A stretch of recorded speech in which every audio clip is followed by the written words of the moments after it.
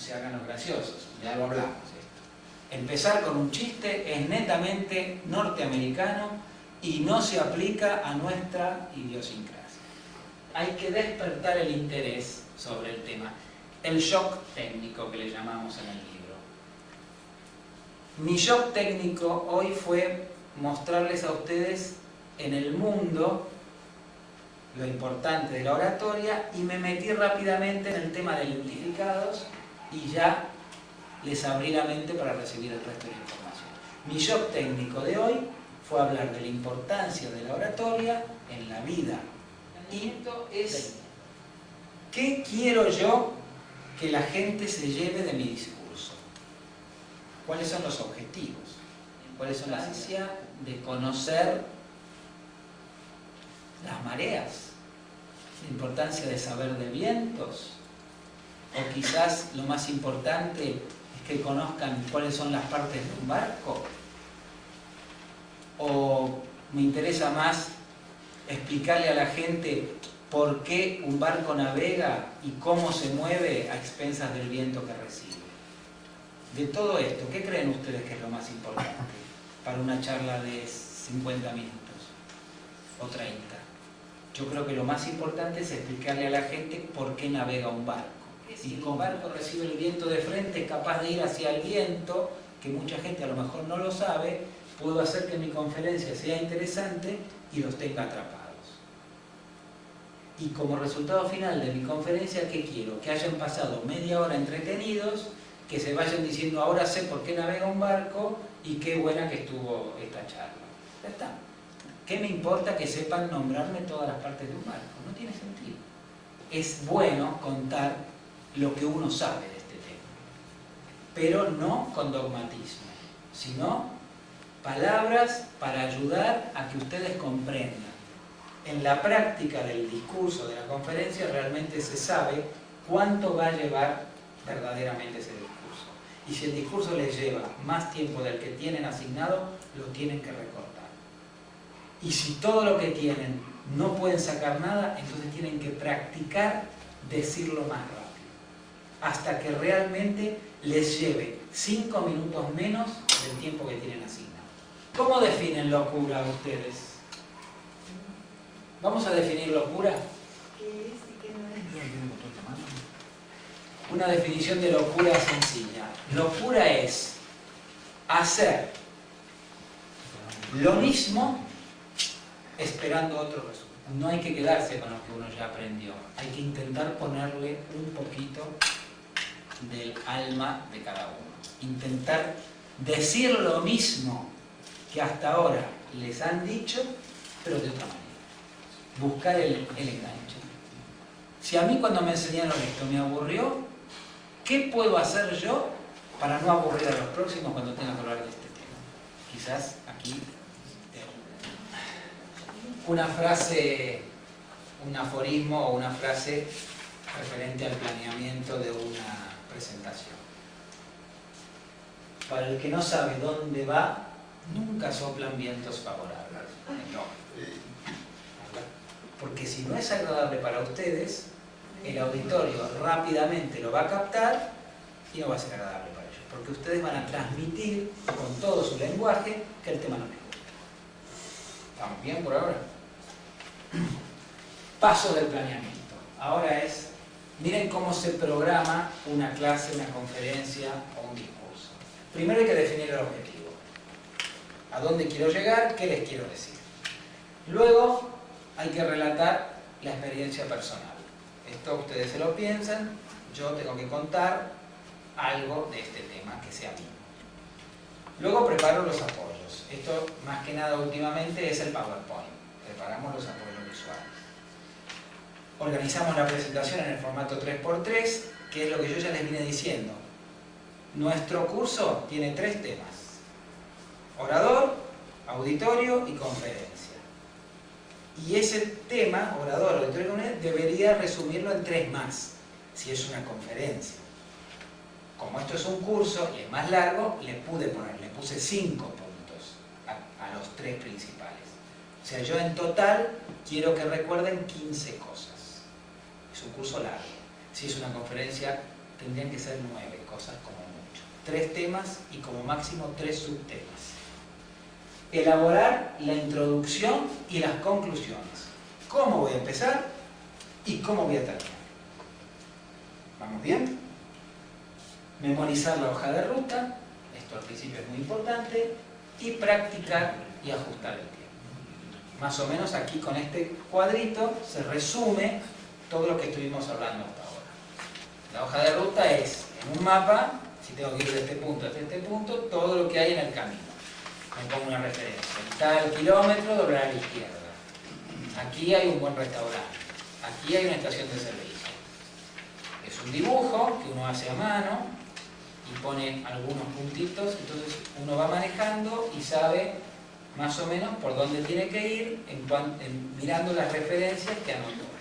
No sirve agarrar una hoja y escribir 50 líneas, porque si ustedes están manejando, ¿cómo van a leer esas 50 líneas? Y si estoy acá hablando, voy a agarrar mi hoja de ruta, me voy a poner con el papelito así, a ver qué viene ahora. Imagínense cómo queda esto, queda fatal.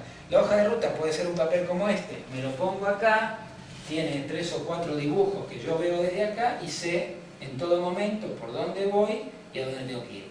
Y más que palabras, sería bueno poner imágenes, porque si hay algo que el miedo nos hace olvidar, son las palabras.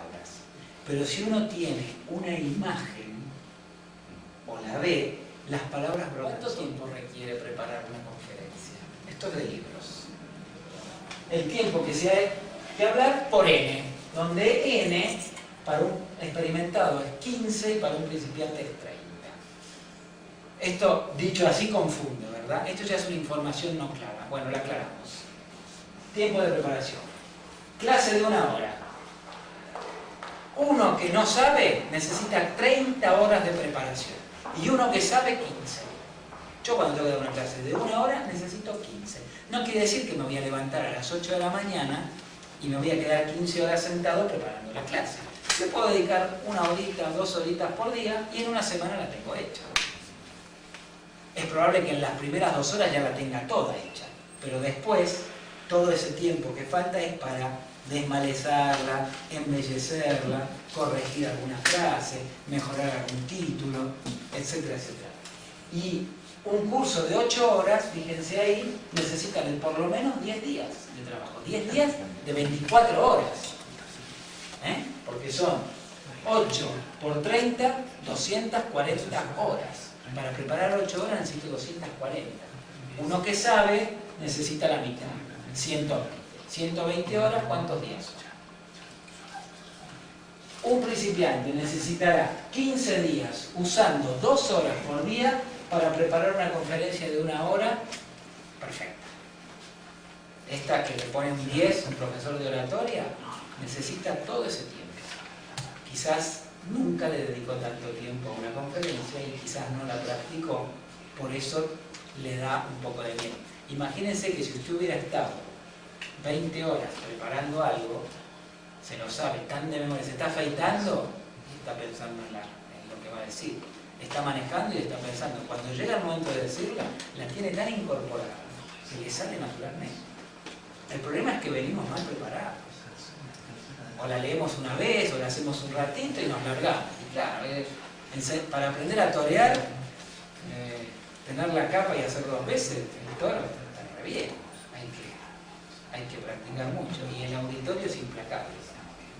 El auditorio es implacable. En cuanto a la importancia del discurso, es tan importante la introducción, el desarrollo, o sea, lo que es el cuerpo de la conferencia, como la manera en la que la van a hacer. Tienen las 3 el mismo valor. Le tenemos que dar un 33,3% a cada área. Sin embargo, el tiempo que ajustamos para eso es diferente. Es un 10% para la introducción, un 10% para terminar y un 80% para desarrollar el tema. Y el título muchas veces no le damos importancia. Yo cuando leo los títulos en los congresos, muchas veces el propio título ya me rechaza. Me viene a la memoria una conferencia que dio una vez mi padre. Mi padre le puso como título El plato de madera. padres odontólogos. Plato de madera. Si ustedes piensen en un congreso odontológico, leen el plato de madera, por lo menos, ya van a ver quién lo da. Y al menos lo van a leer 2 veces. Si leí bien. El tema es un cuento que hay sobre un plato de madera. Me imagino que alguno más mayor lo puede saber, los chicos más jóvenes o más jóvenes que no. Es una historia muy linda. Están comiendo a la familia, está el abuelo, el nene, y está el abuelo que es muy mayor. De repente al abuelo se le cae el plato, porque es un poco torpe, está viejito, el plato se rompe, la hija maldice un poco, saca un plato de madera que tiene un poco y se lo pone para que siga comiendo el abuelo, para que no coma el plato. Al día siguiente el nene le dice a la madre que quiere ir a jugar al taller del padre, si lo deja, dice que sí, y al tiempo viene y le trae un plato de madera. Y le dice, ¿y esto qué es? Se te lo hice para cuando vos seas más mayor. ¿A qué viene esto? ¿Por qué mi padre hizo esto? Porque él iba a hablar de la vejez. Iba a hablar de la odontología y la vejez. Si él pone odontología y vejez, no va nadie a escuchar. Puso el plato de madera y tenía la salud. ¿Puedo hacerles una pregunta? ¿Creen ustedes que es posible hablar bien en público? ¿Creen ustedes que en 6-7 horas yo les puedo enseñar y mejorar su oratoria? Puedo empezar así. Y después les digo sí, y se lo voy a demostrar. Y ahí los estoy desafiando. Miren lo que decía Aristóteles. El comienzo es más de la mitad del todo. Esa es una frase que tiene sus años. Él ya valoraba la importancia del shock técnico y del principio de una conferencia. Bárbara Mintó, en su libro, El principio de la pirámide, nos explica con este diagrama cómo preparar una conferencia. Es muy interesante. Esto, Ángel, esto es fundamental. Ustedes tienen el tema central, ¿verdad? Por ejemplo, en este caso, vamos a dar un ejemplo, el ejemplo que usé del barco. ¿Cómo navega un barco? ¿Okay? Yo quiero que ustedes aprendan cómo navega un barco. ¿Por qué un barco es capaz de moverse con la fuerza del viento? Ese es mi tema central. Ese tema central lo puedo dividir en tres temas principales, que puede ser en este caso el viento, las velas y el casco del barco, por ejemplo. Entonces ya tengo mis 3 temas. Después, cada tema de estos principal lo subdivido en 3, 4 temas secundarios. Por ejemplo, en el barco podría ser el mástil y los aparejos, y ya está. En el viento podría ser velocidad del viento, tipos de viento. Y en el casco podría ser diseños y rozamiento. Ahí ya voy perfilando, ¿verdad? Pongo los 3 sistemas. Entonces, ¿qué hago? Me voy a internet, a los libros y me pongo a buscar todo esto que tengo acá. Me pongo a estudiar todo esto. Me hago un experto en estos temas. ¿Estamos por ahí? ¿Me siguen? Empiezo buscando, por ejemplo, acá tipos de casco, diseños náuticos, acá busco el viento, tipos de viento, cómo influyen las moléculas de aire, ¿verdad? Y acá tipos de vela, lo que sea. Aprendo todo eso. Luego me pienso en el shock técnico. ¿Ustedes saben por qué un barco cuando le da el viento de frente es capaz de ir hacia adelante? Sería nada. Eso es un shock técnico. Y entonces, cuando tengo que dar la clase, la doy de arriba para abajo. La preparo de abajo para arriba y la doy de arriba para abajo. Empiezo por el shock técnico, les nombro los 3 temas principales y luego empiezo a desarrollar cada uno. ¿Qué es lo que hice hoy? Les hablé que la oratoria ¿Se puede hablar en público? Sí. ¿Se puede vencer el miedo? Sí. Ese es mi yo técnico. Les dije que la oratoria se dividía en tres. Orador, auditorio y conferencia. Y dentro de orador empieza a desarrollar personalidad, estilo, dicción. Dentro de auditorio, adecuación, ¿se acuerdan? Y dentro de conferencia estábamos en inicio y todos los temas que seguían, ¿verdad? Yo estoy siguiendo esta pauta. Lo preparé así, hice el shock técnico y ahora lo doy de esta manera. Es una manera muy interesante de hacer las conferencias. ¿Y por qué usamos la estructura piramidal? Porque facilita enormemente cómo preparar la clase, ayuda al auditorio a entender, porque está todo bien organizado, define claramente qué es lo importante y qué es lo secundario y qué es lo accesorio, me permite ajustarme a ustedes, puedo cambiar esto, o sea, tengo todo un curso armado y puedo cambiar pequeñas cositas porque ya lo tengo todo organizado según a lo que tengo que hablar, y me reduce el tiempo para transmitir el mensaje. Tiene que haber un equilibrio entre lo que es la forma y el fondo. ¿Estamos? Esta balancita tiene que servirles a ustedes como para que estoy así, Sandra, poné la derecha. Si no me iba a caer de costado. Tiene que haber un equilibrio entre lo que digo y cómo lo digo. Ahora se lo voy a contar. Usar las evidencias, ya lo hablamos esto también. ¿Por qué tengo que poner la bibliografía? Porque yo de alguna manera les tengo que demostrar a ustedes por qué lo que digo es verdad. ¿Por qué me tienen que creer? ¿Por qué la información que les doy es pertinente? ¿Y por qué soy un experto en el tema? Les tengo que decir de dónde saqué las cosas. No son de las mías. Todo lo que yo les digo es de la Academia de Oratoria y son todos los libros de oratoria que he leído. Yo no inventé prácticamente nada en todo eso. Mi trabajo personal lo van a ver cuando a la derecha dice Gabriel Bustamante. Todo lo que no dice Gabriel Bustamante no es mío. Y en 200 y pico de diapositivas a lo mejor hay 10 que son mías. Todo lo demás es información que recabé de estudios, de libros y de la experiencia de otros profesores de oratoria que me han dado clase ahí antes. Sí. Yo pasé hoy. Sí. Yo no tengo reloj. Sí. Yo estoy hablando. ¿Cómo sé? Era un discurso improvisado, por eso le perdonamos la vida. Si no me mataba. Porque yo ahí no tenía. Era un discurso improvisado, está si alguien me totalmente. mataba Usted está totalmente excusado. Pero si usted viene a darnos una conferencia y le damos 30 minutos y habla 50, la queremos matar todos. Me queman. Y si lamentablemente es así. Y más si después de introducción, planeamiento, ¿qué es el cuerpo de la conferencia? El cuerpo es lo que ustedes saben, es de lo que van a hablar. El desarrollo. Es de los que están más cancheros. Es lo que realmente saben y es lo que realmente han estudiado. Por eso ocupa el 80% de la conferencia. Solo un 20% se utiliza para la introducción y el final. El 80% es el cuerpo. Y recuerdo el final de las sinfonías. ¿Cómo termina un tango? El tango termina chan chan. Ahí no hay duda de que termina. Hay algunas sinfonías que empiezan a entrar los instrumentos, cada vez más, cada vez más, y de repente, ¡boom! Y se termina. Y la gente aplaude. Y hay otras sinfonías que van bajando, bajando, bajando hasta que se pierde, queda un oboe o queda una flautita y la gente se mira, ¿no?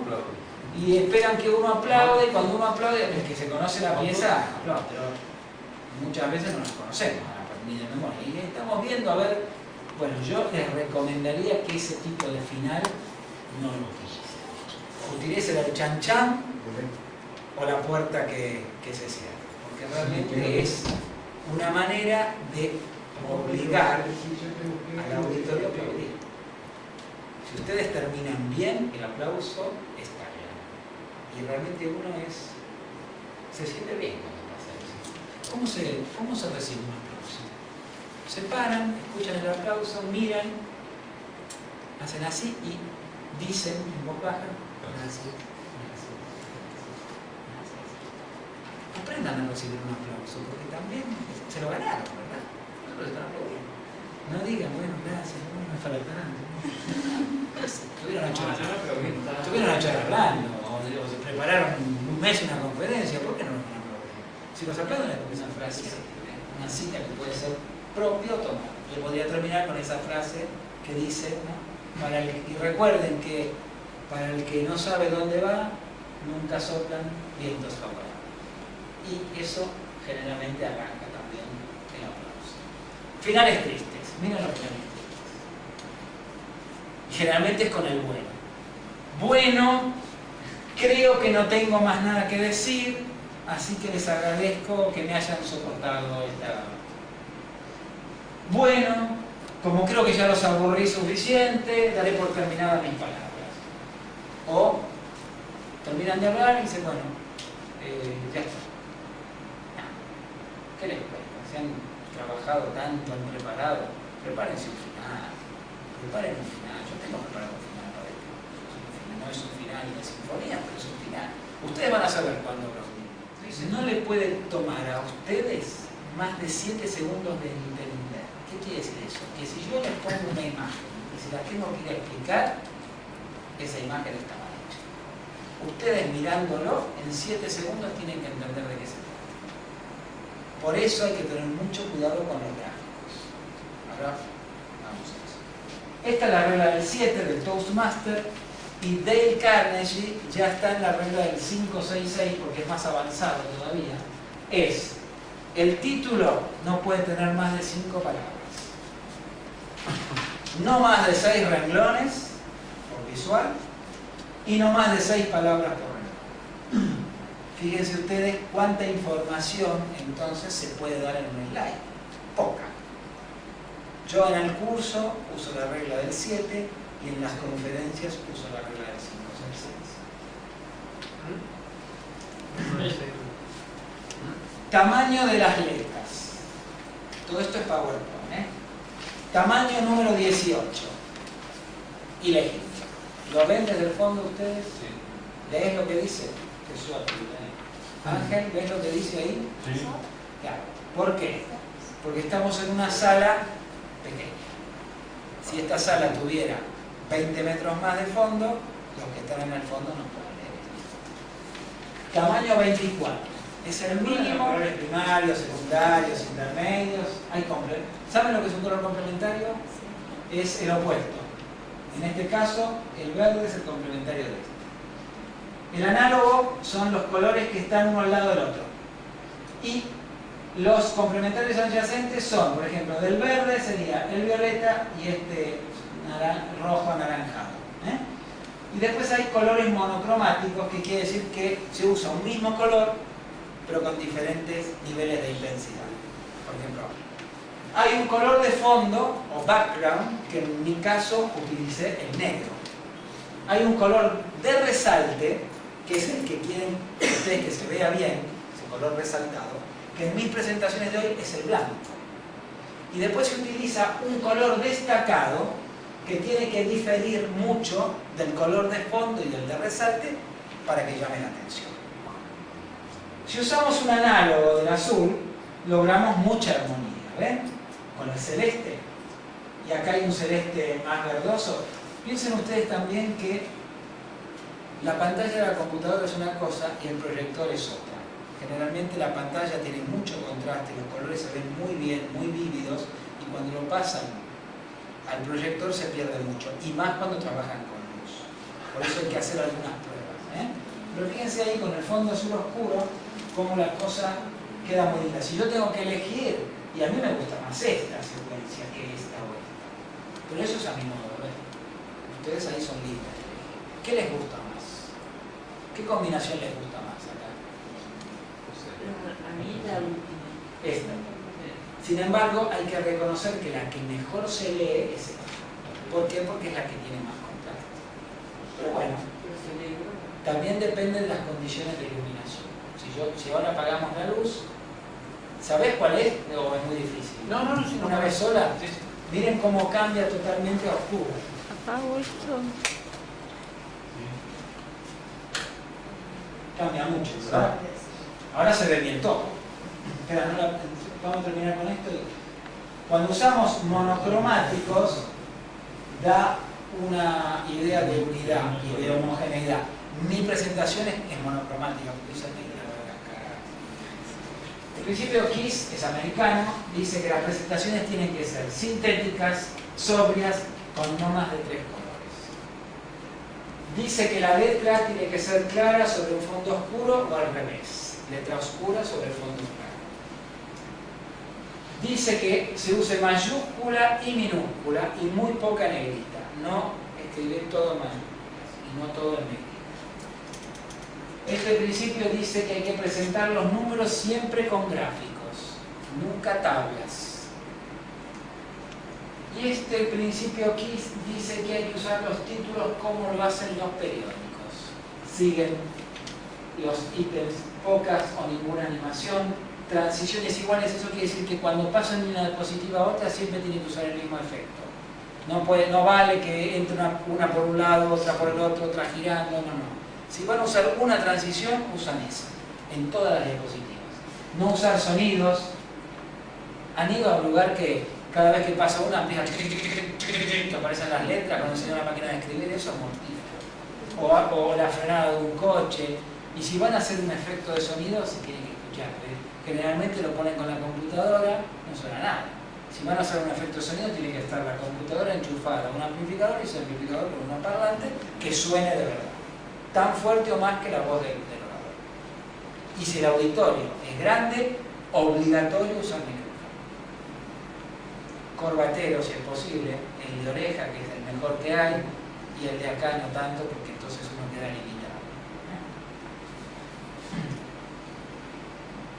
Y si pasan películas, por favor, tienen que ser de buena calidad y que no dure más de 2 minutos.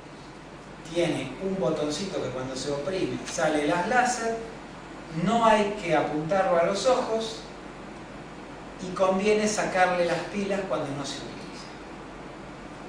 Lo escondo, porque si lo dejo acá arriba todos lo van a seguir mirando. Hablé de él, se los enseñé, un 10% leyendo, un 20% escuchando y un 53% viendo y escuchando. Si ustedes quieren aumentar la capacidad de retención del auditorio, ¿qué tienen que hacer? Yo ya se los dije. ¿Qué tienen que hacer para llegar a un 90? Insistir y practicar. Tienen que saber ustedes para hacer buenas proyecciones. Igual tienen que saber diseño y estética en general de presentaciones, el manejo de los objetos, capas y transparencias. Objetos son lo que se pone en la pantalla de PowerPoint. Cada texto de estos es un objeto.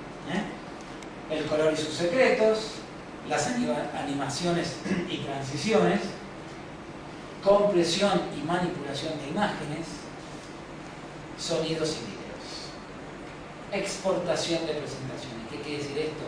Que la presentación que yo hago en mi computadora la pongo en un pendrive, la pongo en cualquier otra computadora y se ve todo perfectamente, películas, imágenes, todo eso hay que saber hacer, hay que aprender a hacerlo y hay que dominar. Por eso quiero que ustedes me inviten al segundo nivel, pero recuerden que en todas las presentaciones el audiovisual más importante son ustedes. De nada sirve el alarde tecnológico si el que habla es un pacata. ¿Estamos con eso? Mejor poco alarde tecnológico y buen orador que al revés. Aprender esto es fundamental. ¿Cómo van a cerrar? ¿Qué les van a decir a la gente? ¿Cómo van a cerrar ese discurso? No en cuanto al final propiamente dicho que va a despertar el aplauso, sino la parte que yo les conté de los instrumentos que empiezan a subir. Ustedes tienen que preparar al auditorio para el final, y eso se hace con las conclusiones. Tienen que tener muy claro lo que le van a decir a la gente antes del cierre. Entonces, tienen que buscar todo esto dentro del arsenal, tienen que pensar qué están ustedes esperando, pueden usar un agradecimiento. A mí personalmente me gusta esto, repetir el shock técnico, o sea, empecé con una idea, la desarrollé y termino. Dicen, es como los noticieros. ¿Saben los noticieros cómo funcionan? Los noticieros dan una noticia, la desarrollan, vuelven a poner la noticia y al final del noticiero la repiten. O sea, les digo lo que les voy a decir. Se los digo y después les digo lo que les dije. Esa es la manera realmente de desarrollar la conferencia, de empezarla y terminarla. Y por supuesto, durante todo este tiempo hay que controlar lo que yo les decía, la intensidad en la comunicación. Cómo estoy todo el tiempo manteniendo el interés de ustedes. De una mala conferencia sería esta. Una introducción pobre que empieza despacito y va subiendo en intensidad, un desarrollo de un cuerpo uniforme y un final con unas conclusiones que se van perdiendo en el tiempo. Esto es el diagrama de una mala presentación. Esto no sirve. ¿Cómo tendría que ser? Empezamos con un shock técnico, hacemos un desarrollo del cuerpo y nos vamos al final a la conclusión. Esta es otra intensidad. Esto deberían practicarlo los que empiezan. Cuando ya están más entrenados se van al otro nivel. El nivel del especialista, que es este. Empieza con el shock técnico, desarrolla el cuerpo con pequeños momentos de intensidad para despertar al auditorio y luego termina con una conclusión y un final correcto. Esto es lo mejor. Y si quieren ver el estudio de una conferencia bien dada en cuanto a su intensidad comunicativa, este es el diagrama de una perfecta comunicación. Empieza con un shock técnico, empieza a desarrollar el cuerpo, tiene momentos de mucha intensidad, vuelve a caer, desarrolla otro poco, otra intensidad, vuelve a caer, otra intensidad más grande, que son todas distintas, vuelve a caer, sigue desarrollando y termina con el final tan fuerte o tan importante como el shock técnico del principio. Esta es una conferencia correcta. Y es lo que yo he intentado en estas 7 horas de curso. Mantenerlos interesados variando mi ritmo y mi intensidad comunicativa. Ideas fecundas, otra más. Una buena presentación con un mal final es una mala presentación. ¿Estamos claros en esto? Sin embargo, una presentación mediocre con un buen final es una buena presentación. El final es tan importante como el principio. Es más importante que el cuerpo. Tienen que esmerarse en practicar mucho cómo empezar y cómo terminar. Tienen que despertar el interés y ganarse el aplauso. Y mientras desarrollan el tema, lograr que no se duerman. Es difícil la hoja de ruta, recordar el principio y el final, eso sí les permito que lo aprendan de memoria, y lo que decíamos, practicar, practicar y practicar. Vamos a hacer los 10 puntos de una mala presentación. Esto es del doctor Ignacio Di Bartolo, del libro que les aconsejé. Esto es de él, lo voy a usar. Top 10 de una mala presentación. Lea, ocúltese, discúlpese, pasee, prolónguese, mienta, elógiese, gesticule, dogmatice y aburra. Si ustedes cumplen con esos 10 temas, van a ser los peores presentadores de la historia. ¿Quieren ser buenos presentadores? Vamos a ver el top 10 entonces de una buena presentación. Prepárese, planifique, adécuese. Todo eso lo vimos, Practique, comuníquese, ilustre, enfatice, sincérese, relájese y sonríe. Y ahí dice muchas, pero muchas gracias en japonés. Arigato doimasu. Muchas gracias.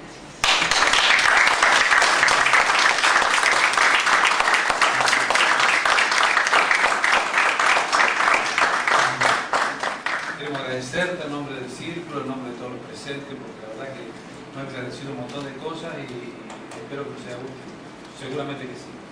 Y seguramente que también el año que viene, a todos los que están acá ya están invitados, porque seguramente vamos a hacer la segunda etapa, segundo nivel, así que tenemos que contar con todos ustedes para hacer un primer nivel, no, con ustedes el segundo y con lo que significan hacer el primer nivel. Así que por supuesto lo esperamos. Y nuevamente queremos agradecerte